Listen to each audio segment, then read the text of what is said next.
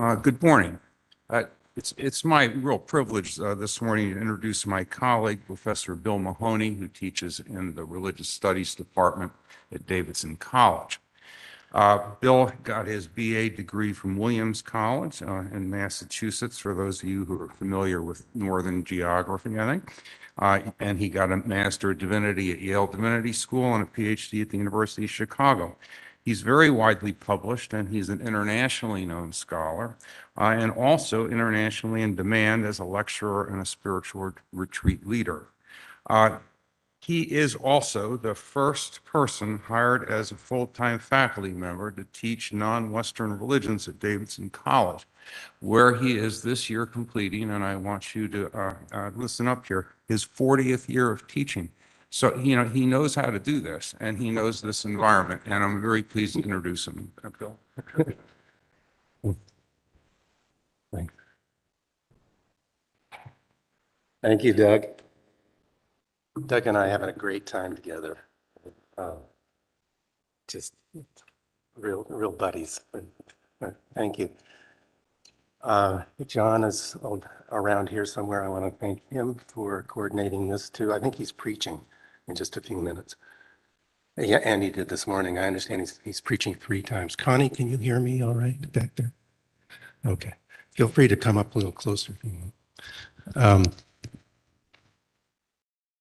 Let me just check if this.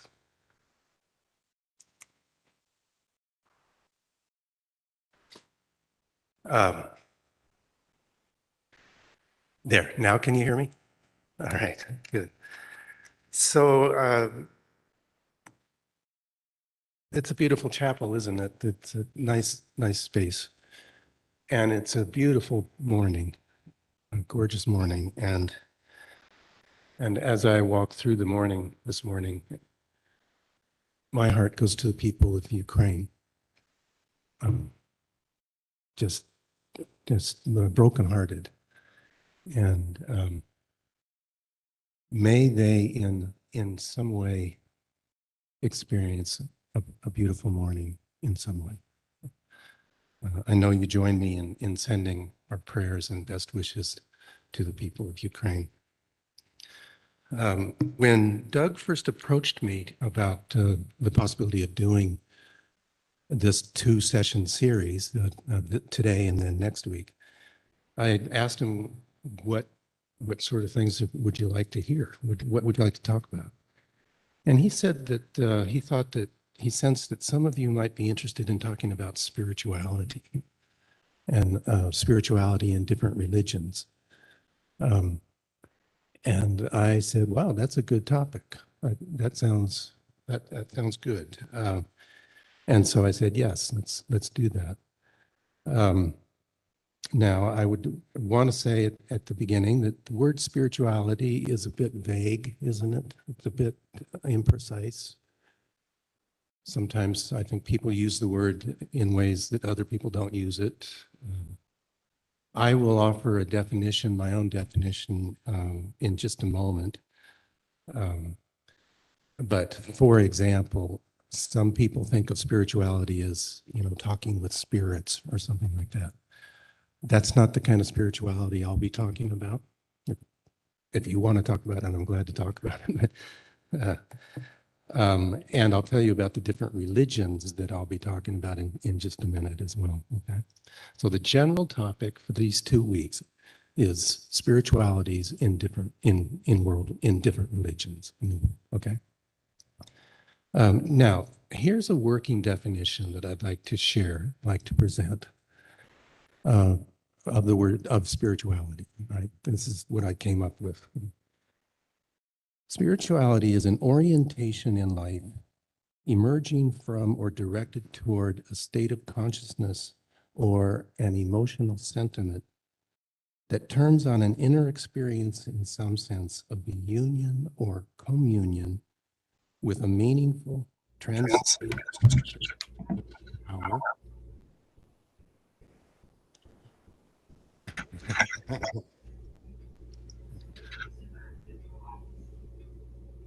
That was fun.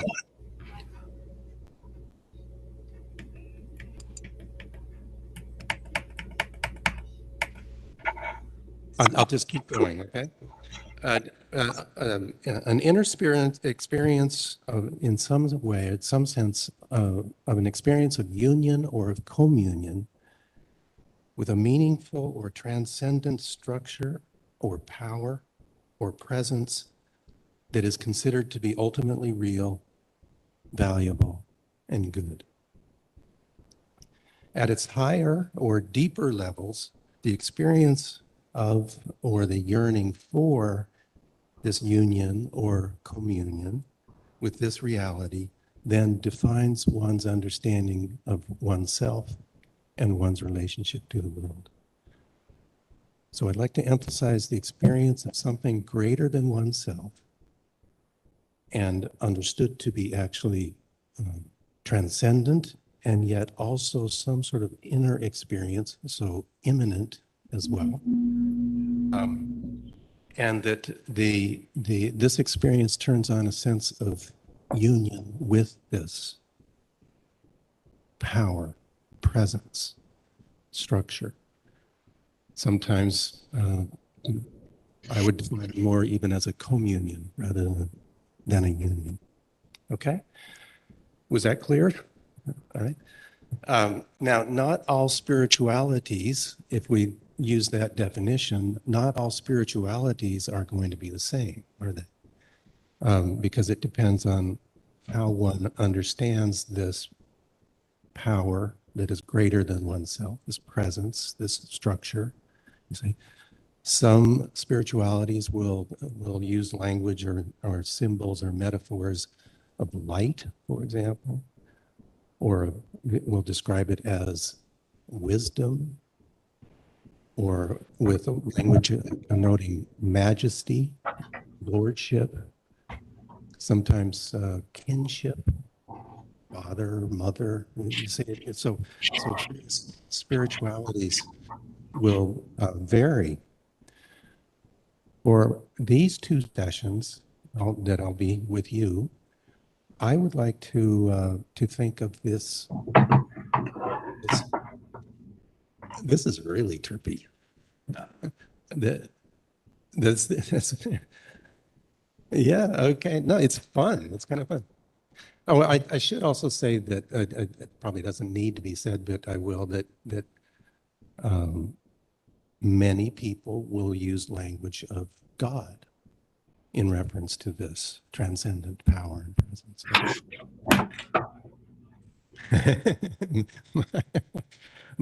In these two sessions, I'm going. Is that it? This is for the Zoom. Can you hear me through this microphone? No. Can you hear me now through this microphone? Okay, let's just turn this one on.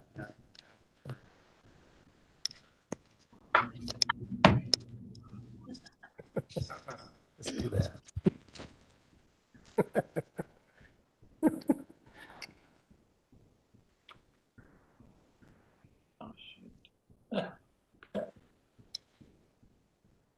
Okay, can you hear me now?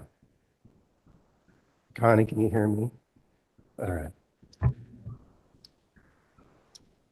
From my perspective, the way I'm going to be talking about spirituality in these two sessions is a spirituality of love.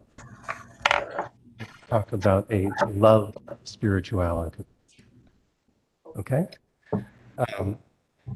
And I'll draw some inspiration perhaps from a passage from Brene Brown. Some of you may have read some of her work, Brene Brown. She defines spirituality in this way. She says, spirituality is recognizing and celebrating that we are all inextricably connected to each other by a power greater than all of us, and that our connection to that power and to one another is grounded in love and compassion.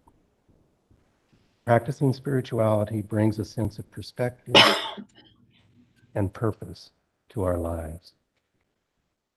Okay, that's in alignment with the way I'd like to talk about spirituality, okay? Now, I am aware, at least I feel that to talk about a spirituality of love in these immediate circumstances today in the world may perhaps sound a little bit naive or odd, in part because there seems to be in so many forces and pressures in various ways across societies, different groups of societies, different cultures. There seems to be, and not to mention just the horrors, the vicious horrors of the war in Ukraine. At one level, to talk about love might seem, like I said, kind of naive. And that said, my sense is the deeper we go into a spirituality grounded in love, the more effective we can be in our lives with others. And so in some ways, I think that this is, in a way, precisely the time to talk about love and a spirituality of love, right? I will be talking about two particular things. I will be talking about two specific forms of spirituality. One comes to us from India, from traditions of Hinduism. That's my topic for today. And then next week, I'll be talking about spirituality of love in Islam, particularly what's known as Sufi Islam. Now, I know that Professor Zamir was with you these previous 2 weeks, and I don't want to overlap with what he said. I think there's somebody back here. I think that's. And if we do overlap, then I trust that'll be okay with you.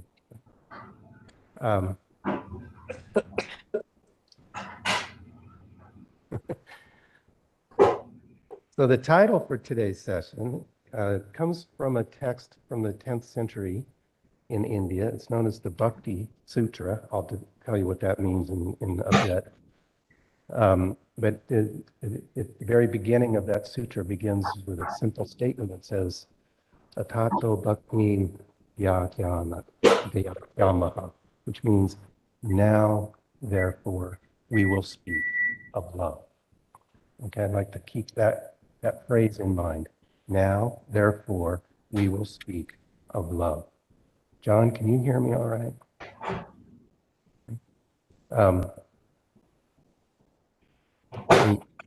I'll come back to that phrase, all right? I'd like to begin with a creation story. I like creation stories. They're fun.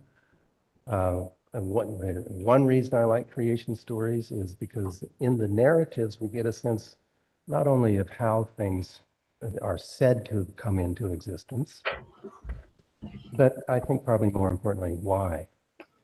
The why is more important than the how in some ways in creation stories. And I'd like to share a couple of creation stories with you from Hinduism, from India, and talk about them.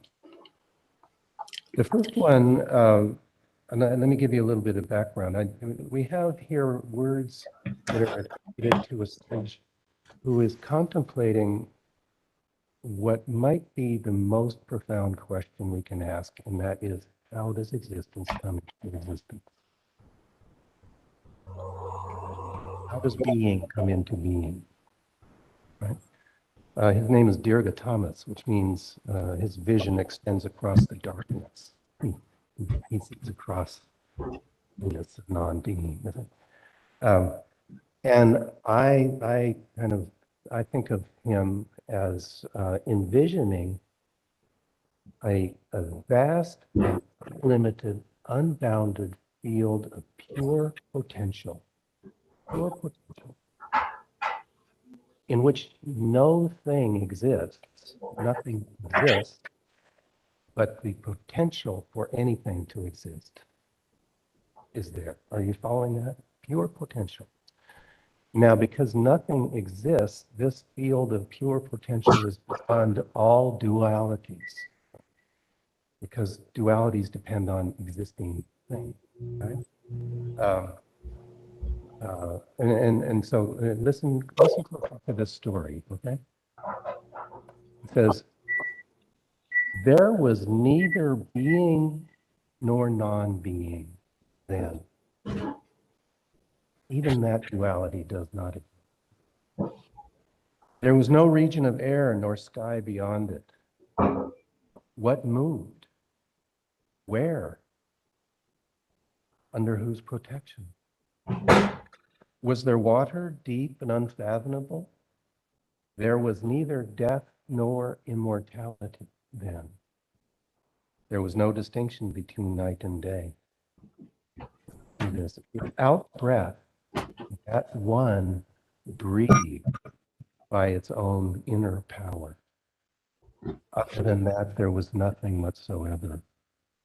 Love, yearning pervaded that one in the beginning. That was the first food. Love, yearning pervaded that one. That was the first food. It continues by saying, searching their own hearts with wisdom, sages found that same link of being and non-being. Okay, so when I hear this, I myself picture perhaps an ocean. And it's just an image that comes to my mind. A boundless ocean in which nothing exists. Okay? Perhaps some golden light or blue light or something like that. Anything. There's nothing there. Okay? But then, in a most mysterious way, there's some sort of pulsation in this ocean. Sort of movement.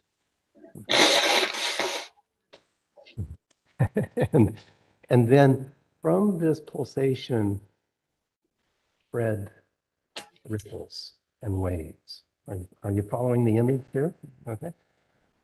Some of the waves are tall and some are small and narrow and wide, you see, and they interact with each other. Then what I'm trying to describe is then everything that exists. Everything that exists has emerged from this pulse. Right? And what is the nature of that pulse? A pervasive yearning to exist. Pervasive yearning to exist, to be.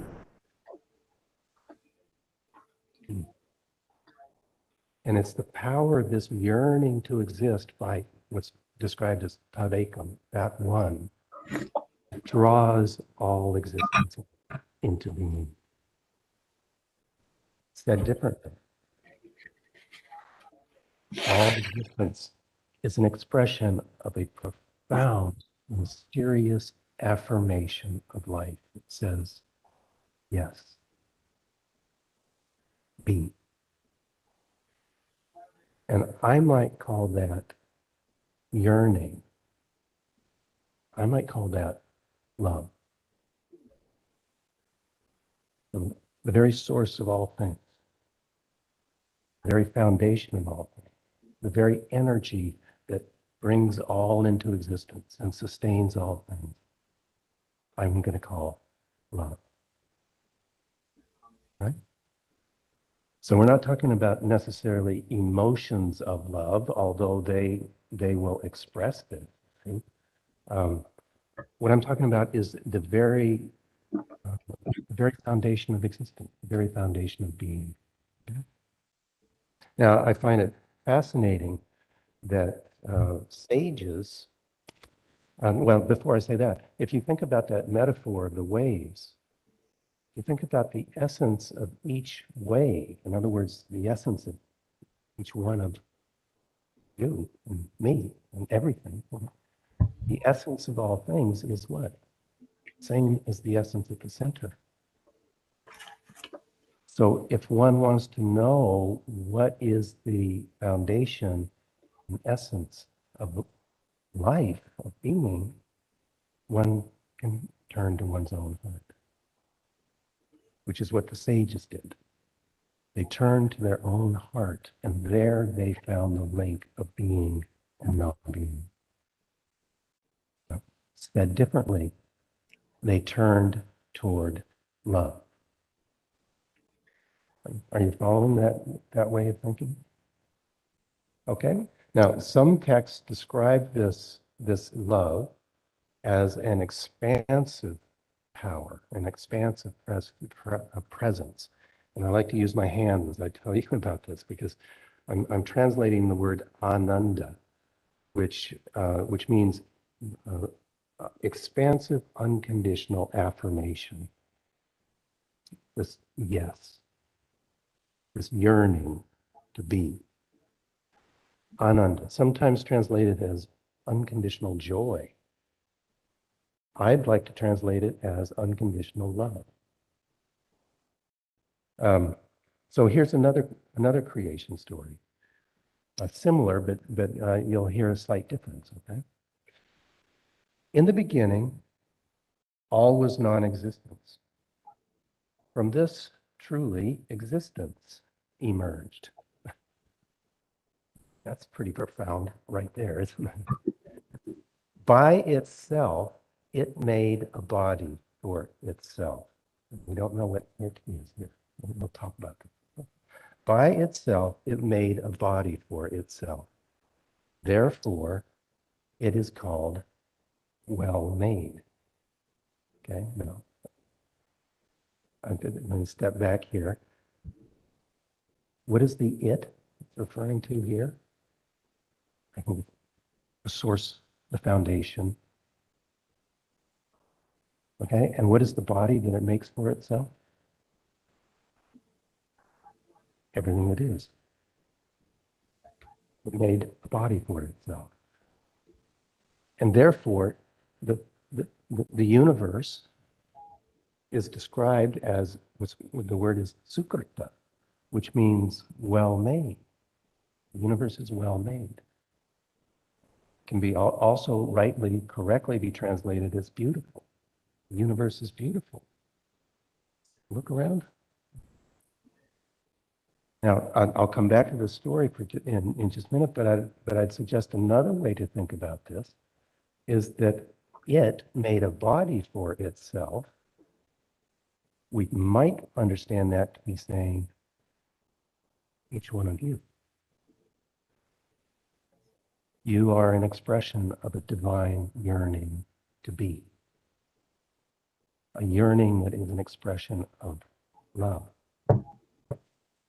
And as an expression of a divine love or a creation of divine love, you are beautiful. Sukrita. You are well made. Now, of course, we have diseases and injuries. Okay? Yes, of course. But at the very center, at the very core, this teaching is that very center, your life is worthwhile. Your life is a good thing.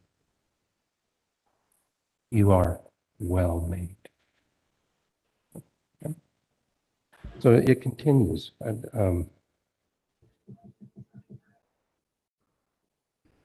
Truly, that well-madeness, okay, that beauty, is the essence of existence. And having known or tasted that essence, one becomes joyful.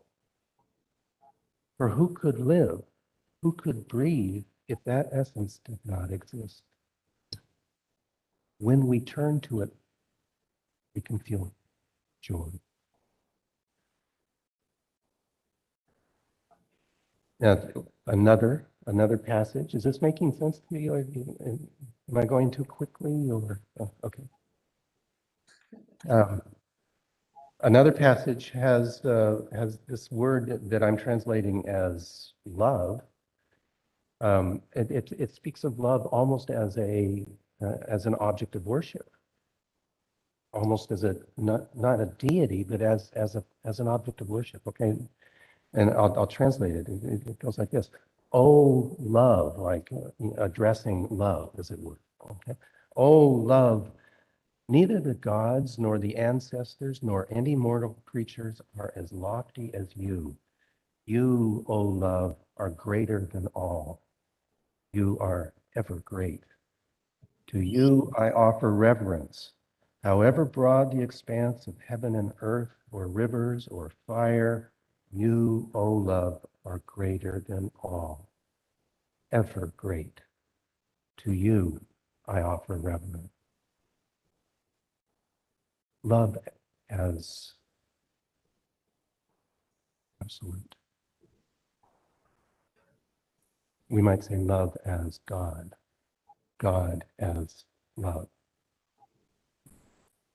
It continues, it says, "You have many excellent and favorable bodies through which you choose to become manifest.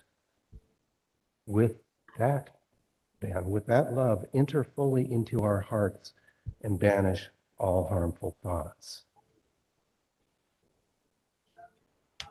Think about the various bodies, the favorable bodies across the world who are experiencing such difficulty. May we remember them.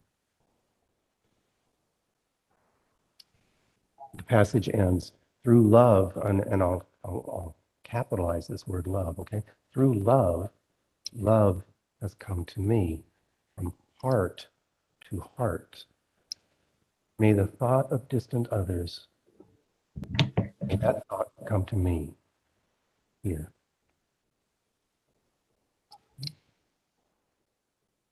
Okay? Now, there are many ways to talk about that heart, the center of existence, as it were, the center of all things, but also the center of one's own being, the heart, as it were, as metaphor. One of them is the word Bhagavan. I don't think you need to worry about spelling that, Bhagavan. I'll just pronounce it for you. But it comes from a verbal root that has something to do with sharing and participating in something, and distributing. And that word Bhagavan comes to, in Hinduism, comes to refer to a great teacher, because a teacher shares and distributes wisdom, you see. It refers to a good and just king. Why? Because the good and just king makes sure that everybody's taken care of, you see, Bhagavan. And I think probably with that kind of royal, monarchical kind of language, you can start hearing references to a Lord, you see, and then it's not too big a step to think of a universal Lord, God. So one of the words in Hinduism for God is this word Bhagavan, right? Bhagavan, and I'll come back to that word in just a bit. But as I do so, I'd like to sing for you, actually, a couple of phrases, a couple of verses from one of the most important texts in Hinduism. It's known as the Song of Bhagavan, the Bhagavad Gita. Some of you have heard of this, perhaps. This is a story, it's a very rich and deeply textured story, but the basic story is that we have a very good person who wants to do what's best for the world. And he looks out into the world and he sees so much conceit and deceit and arrogance and ill will. And he looks out in the world and warfare. He looks out at the world and he gets very discouraged.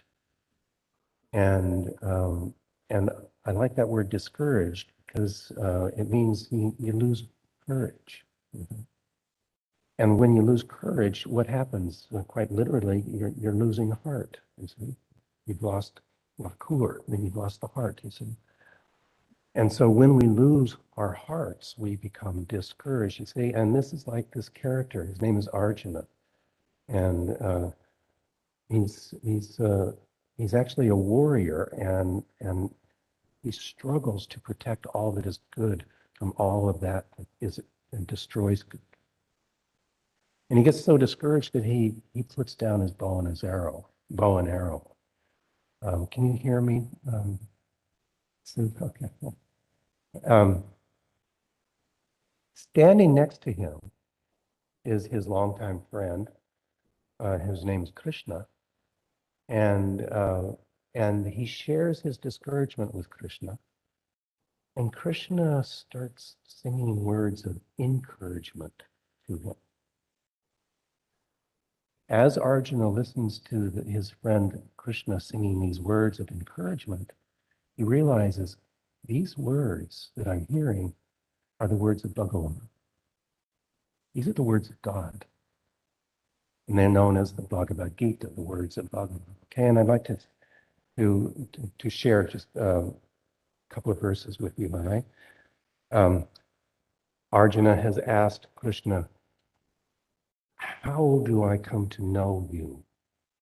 How do I come to know who you are, and how may I be in relationship with you and live in this world with you in mind? Right? And Krishna sings this, and we have trumpets in the background. Okay? Krishna sings this. Bhaktya mamamidyanati yavanyascha smitattvataha tato mam tatvano nyatvaha vishate tadanantaram. This is a Sanskrit verse, okay? And I translate it like this. Remember, these are the words of God, according to this perspective. In truth, it is through love that one comes to know me, who I am and what I am. And when one knows me in truth, one dwells in me. Even in the context of all that is so terrible in the world, so much suffering and sorrow, remember love. Because it's by remembering love that one enters into, and love is Bhagavan. Let me just say that a little bit differently, right? Bhagavan, and we can translate this as God. Bhagavan is love. God is love. I'm not the first to say that. Okay? Bhagavan is love. Now, if that's the case, and I will say it is, then we can also say love is Bhagavan. Do you hear a slight kind of semantic shift there? From God is love to love is God. If that's the case, then the degree to which we enter into and cultivate and refine and express love, it's to that degree that we share the divine nature. We are in union. We are at one with the divine nature. A spirituality of love. Okay? Now, let me just check some time here. We're doing all right. We will have time for conversation. We will. So, it's in this context that we have some really beautiful, wonderful texts. Some of the really beautiful poetry, some very profound philosophical texts, and some texts that are used for contemplation and teaching. One of these texts is known as the Bhakti Sutra, and I will define those words now for you. Bhakti is a word that's related to the word Bhagavad. You might hear a similarity there. Okay. Bhakti means to share love, to participate in love. Okay. To be at one with love. Okay. That is the meaning of the word bhakti. Sometimes translated as devotion, to be devoted to divine love, as it were. Right? And then sutra means it refers to a very, very short teaching, very short sentence related to the word suture, like the medical suture, pamphlet. Something very small that holds together larger bodies, as it were, okay? So we have here 84 sutras on bhakti, on spiritual love. So it's called the Bhakti Sutra. Okay? The very first one is Atato Bhaktin Vyakyasyama, which means now, therefore, we will speak of love. And we can think of a teacher and a student, perhaps. The we, well, who's that? Perhaps a teacher and a student, perhaps you and me. Perhaps the we refers to all of the sages from all periods of time. You see, now we will speak of love, all right? Kind of embracing all of us. We will speak of love. And my mind is drawn to that verb, speak. We will speak. Because in Hinduism and in other religions as well, of course, to say something, to speak, is in some way to make it real, to bring something forth, to speak it. See that? You understand that? Okay. So, so there's emphasis on bringing love into our lives, to speak it, to share it. And to do so now. Now, therefore, we will speak of love. Now. So think about it. When is it never not now? Now is always now. So what we're hearing is now speak of love. And now speak of love.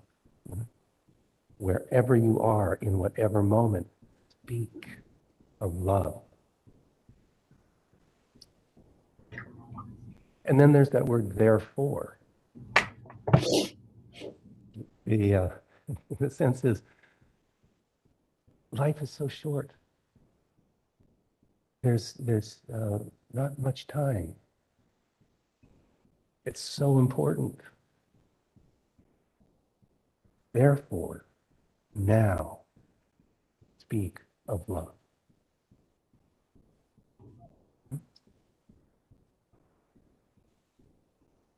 The second sutra says, Tattvasmin parama prema rupa, which I would translate as, it is of the highest form of love in this.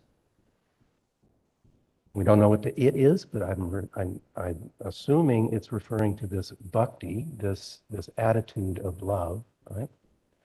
And it says that bhakti is the highest form of love that we can express and experience. So there's a suggestion of kind of different layers or different types or levels of love. And I think we can understand this.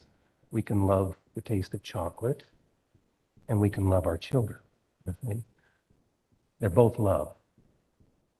There's some that seem to be perhaps a little bit higher or a little bit deeper than others. Okay? And so those that are higher or deeper would be what? Those that are more unconditional rather than conditional. Those that are longer lasting rather than temporary. Do you see that? Okay. Our sutra, our sensibility, the sensibilities represented by the sutra say, go for the highest. Go for the deepest. Now, therefore, speak love. I love that. The angels are singing right behind me. Okay, you see that? Live a life that is illumined and informed and directed by the sensibility that turns toward love. The love is God. Sutra 42, Tadeva sadhyatam, Tadeva sadhyatam, translated as, that alone, love, that alone is to be intended. That alone is to be cultivated. In other words, that is the direction of our lives. From the perspective of this spirituality of love. Sutra 64 says, arrogance and deceit and conceit and so forth are to be renounced. It's very simple, doesn't it? That think about the problems in the world. Most of them arise out of the force of a kind of narrow self-centeredness, a kind of arrogance, a kind of conceit or deceit. So those are to be renounced, and there is to be the turn toward love.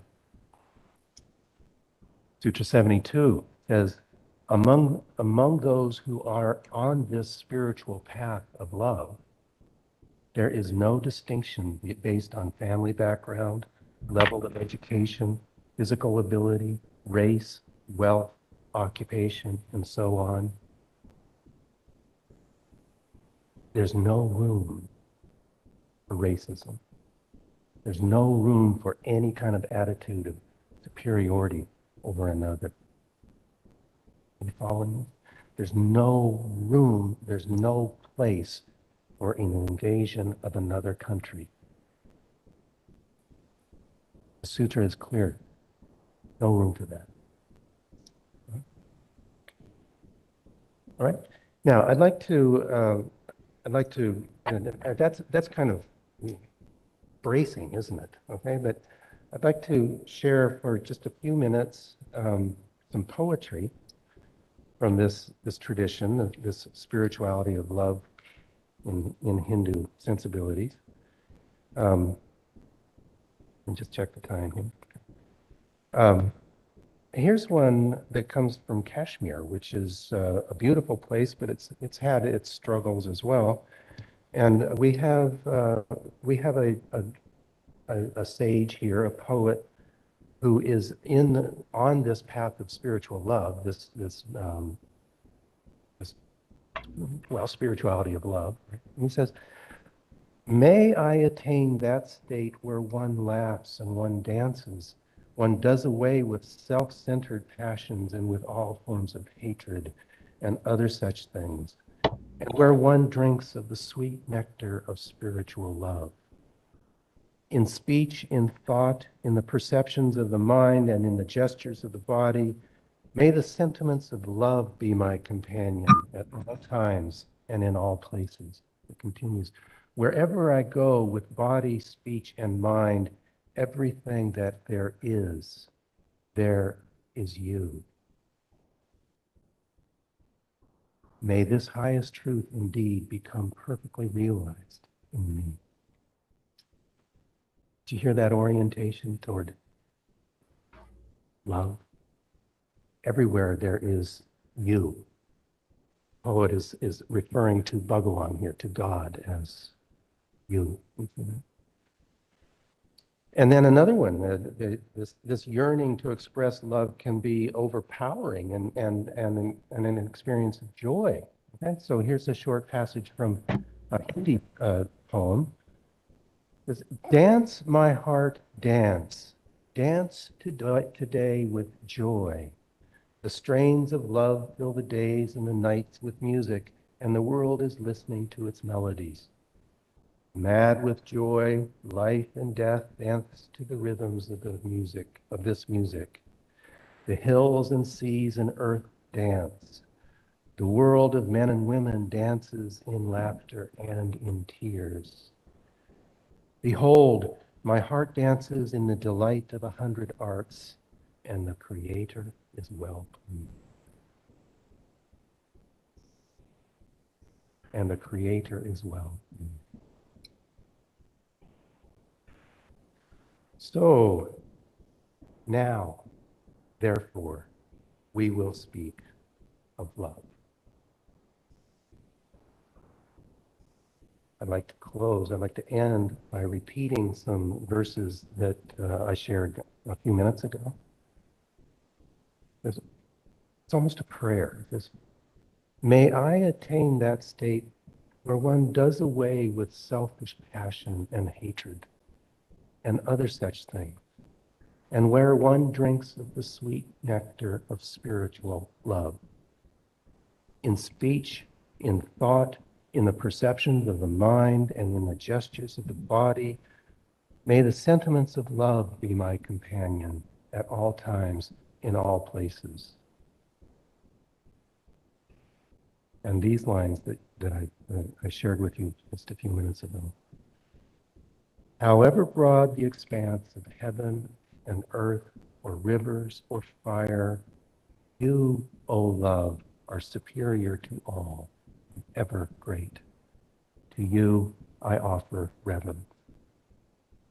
May the thoughts of distant others, may that thought come to me now.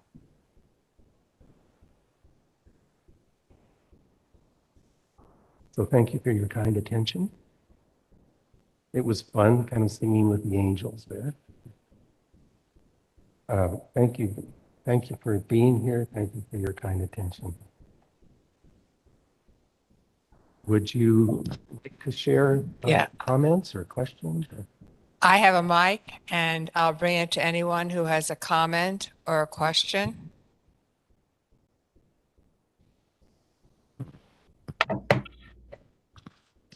Bill, the creation stories you read, especially the first one, had a lot of echoes of Genesis 1. Yeah. The earth was without form and void and darkness covered, that sort of thing.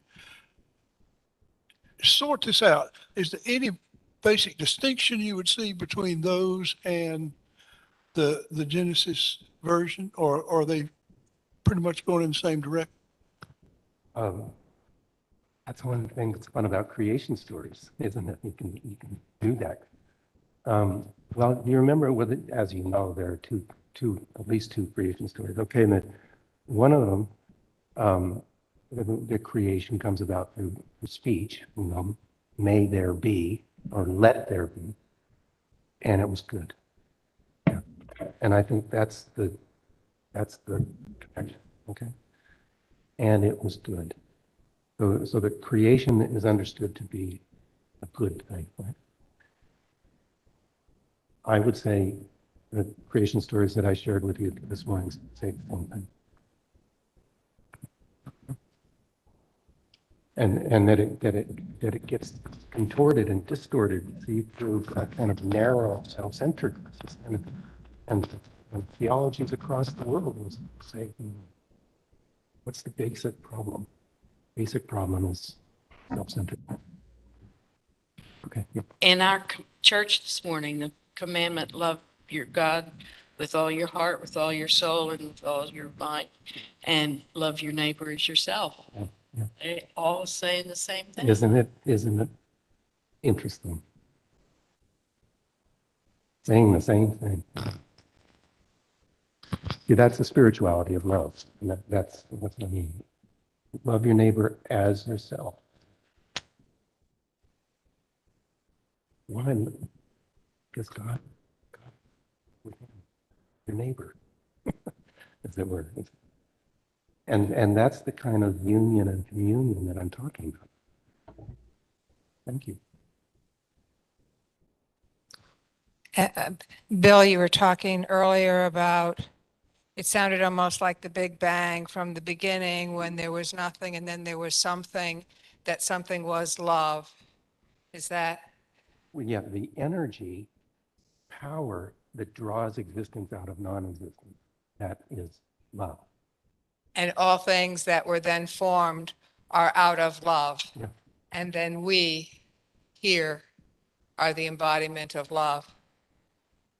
The fact that we are embodied Uh, means that we are embodiments, you see?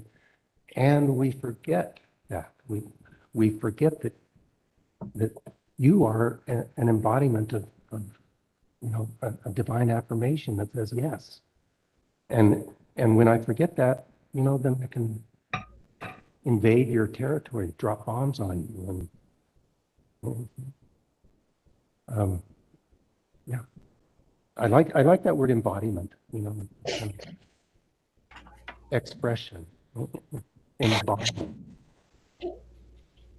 And so, our hearts this morning can break in love for those in horrible places like Ukraine, because this whole planet is an embodiment of love. Mhm.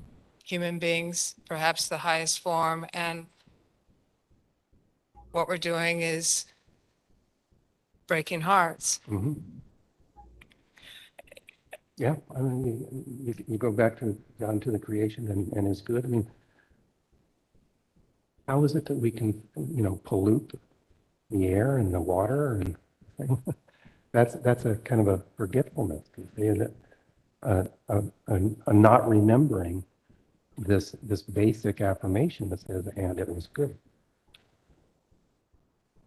Yeah, thank you. I don't want to hog all the questions, but I have another question. Yeah, good. Just raise your hand, I'll stand back. So we forget our way. How would a Hindu turn back towards love? What are the practices that would help that? Would it be singing the sutras, or what would that be? Yeah, there's a number. There is an emphasis on singing, particularly singing the divine names, repeating divine names, repetition.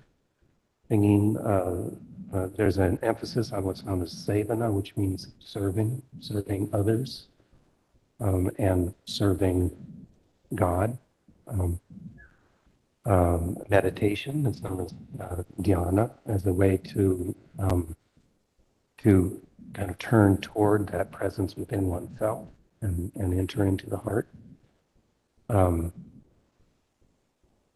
There's one that's known as atmasamana, which is honoring the self in others, deeply honoring the self in others, and in many ways, and it's kind of up to us to how to figure out how do I honor the true self within me, and then holding that perspective in mind continually is a bhakti practice.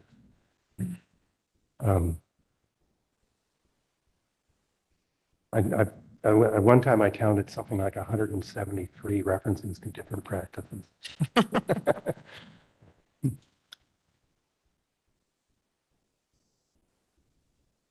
I think that in a way it all comes back to now we will speak.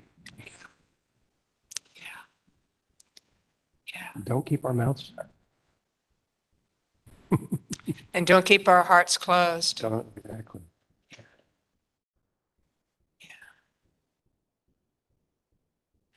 I want to thank you, Bill, on behalf of all of us for opening our hearts to love and to recognize that this was, so how many years ago, Hindu, was this, how many thousands of years ago?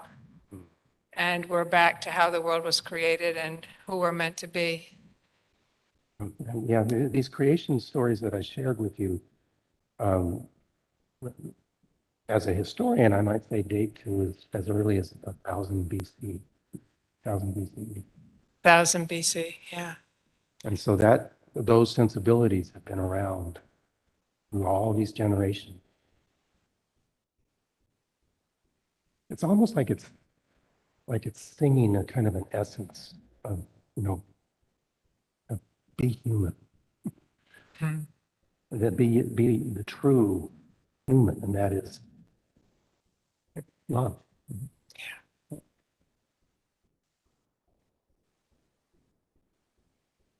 Okay. Well, maybe live in love. Thank you. Next week we'll turn to Islam, and in particular, a particular form of Islam known as Sufi Islam, Sufism. I see some people nodding. This is a form of Islam that turns on what I am calling spirituality.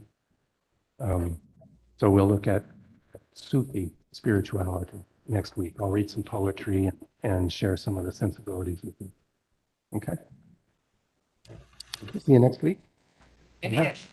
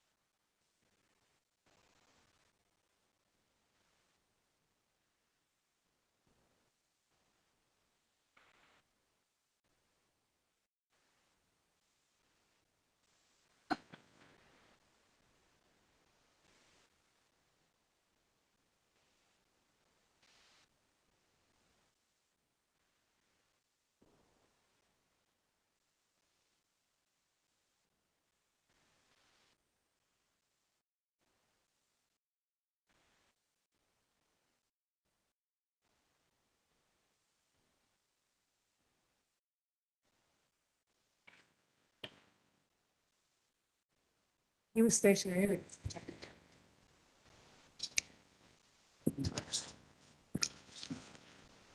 Testing, test. I think we just use this. Hey, Lacey, Van, can you hear me? Can you hear me better now than you could hear before? So we may just cut off.